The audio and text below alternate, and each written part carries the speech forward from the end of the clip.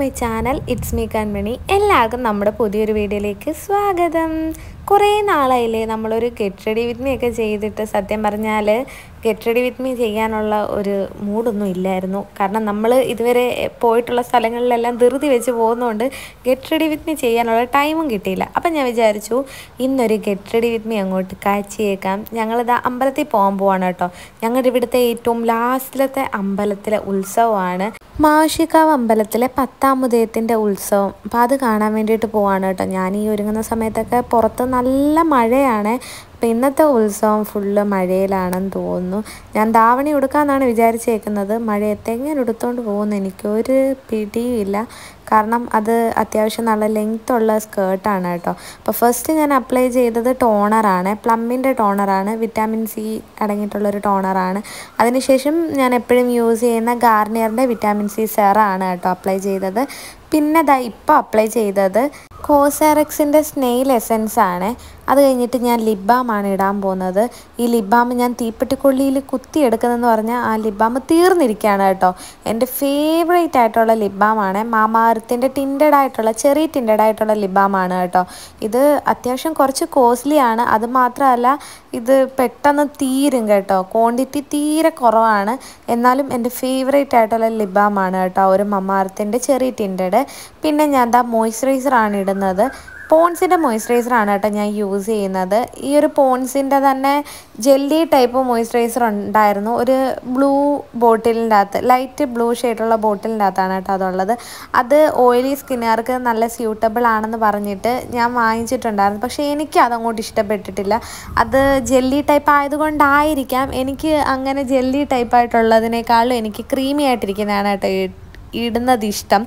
അതായത് നമ്മൾ ഇടുമ്പോൾ നമ്മുടെ ഫേസിൽ കുറച്ചത് ഇരിക്കുന്ന പോലെ തോന്നണം. മറ്റേ ആ ജെല്ലി ടൈപ്പ് ആണെങ്കിൽ പെട്ടെന്ന് ഫേസിൽ അബ്സോർവ് ആവും. അത് മാത്രമല്ല കുറച്ച് കഴിയുമ്പോഴത്തേക്കിനും എൻ്റെ ഫേസ് ഭയങ്കര ഡ്രൈ ആയിട്ട് എനിക്ക് തന്നെ ഫീൽ ചെയ്യും. ഡ്രൈ ആവില്ല, പക്ഷേ എനിക്കങ്ങ് ഫീൽ ചെയ്യും ഡ്രൈ ആവുന്ന പോലെ. അതുകൊണ്ട് എനിക്ക് കുറച്ച് ക്രീമി കൺസിസ്റ്റൻസിയിലുള്ള മോയ്സ്ചറൈസർ ആട്ടോ ഇഷ്ടം. സൺസ്ക്രീൻ ഞാൻ യൂസ് ചെയ്യുന്നത് ഹൈഫൻ്റെ ആണ് കേട്ടോ.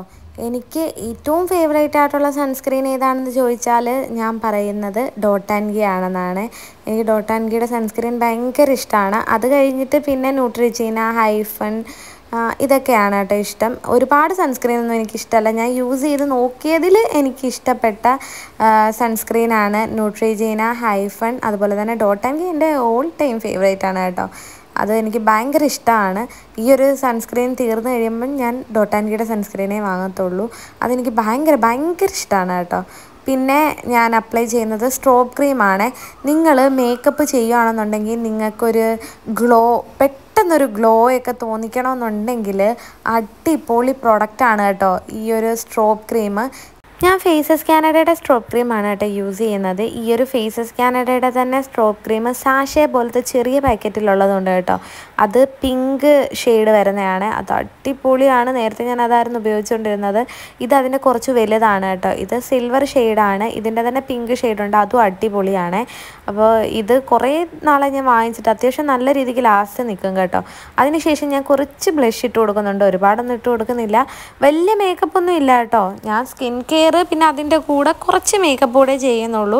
അപ്പോൾ ബ്ലഷ് ഇട്ട് കൊടുക്കുന്നുണ്ട്. ഫൗണ്ടേഷനൊന്നും ഞാൻ ഉപയോഗിക്കുന്നേ ഇല്ല. കാരണം വെളിയിൽ നല്ല മഴയുണ്ടെന്ന് ഞാൻ പറഞ്ഞില്ലേ. ചിലപ്പോൾ മഴ നനയേണ്ടി വന്നു കഴിഞ്ഞാൽ ഫൗണ്ടേഷനൊക്കെ ഇട്ട് കഴിയുമ്പോഴത്തേക്കിനും ഫേസിൽ കൂടി ഇങ്ങനെ ഒലിച്ചിറങ്ങും. അത് വെറുതെ വൃത്തികേടാക്കണ്ടെന്ന് വിചാരിച്ച് ഫൗണ്ടേഷനൊന്നും ഞാൻ ഇട്ടില്ല. പിന്നെ കാജൽ വെച്ചിട്ട് കണ്ണെഴുതി കൊടുക്കുന്നുണ്ട് കേട്ടോ. എന്തൊക്കെ കൺമഷി കണ്ണിൽ എഴുതുമെങ്കിലും എനിക്ക് കാജൽ എഴുതുമ്പോഴാണ് ഒരു ചെറിയ തൃപ്തി വരുന്നത്. നല്ല ഡാർക്കായിട്ടിരിക്കുമല്ലോ കാജൽ. അത് മാത്രമല്ല കാജൽ എഴുതുമ്പോൾ കുറച്ച് തണുപ്പൊക്കെ എനിക്ക് ഫീൽ ചെയ്യാറുണ്ട് കണ്ണിന്. അതിനുശേഷം ഐലൈനർ എഴുതി കൊടുക്കുന്നുണ്ട്. ഐലൈനറാണ് എപ്പോഴും ടാസ്ക് എഴുതാൻ വേണ്ടിയിട്ട്. കാരണം നമ്മൾ എവിടെയെങ്കിലും പോകാൻ ഒരുങ്ങുമ്പോഴത്തേക്കിന് ഐലൈനർ എഴുതുമ്പോഴത്തേന് എന്തെങ്കിലും പണി തരാറുണ്ട്. ഒന്നെങ്കിൽ കറക്റ്റ് ആവില്ല, അല്ലെന്നുണ്ടെങ്കിൽ അവിടെ എവിടെയെങ്കിലും പടരും. എന്തായാലും ഇപ്രാവശ്യം ഐലൈനർ എനിക്ക് പണിയൊന്നും തന്നില്ല കേട്ടോ. പിന്നെ ഞാൻ മസ്കാര ഇട്ട് കൊടുക്കുന്നുണ്ട്. മാസിൻ്റെ മസ്കാരയാണ്. മസ്കാര ഞാൻ അങ്ങനെ യൂസ് ചെയ്യാറേ ഇല്ല.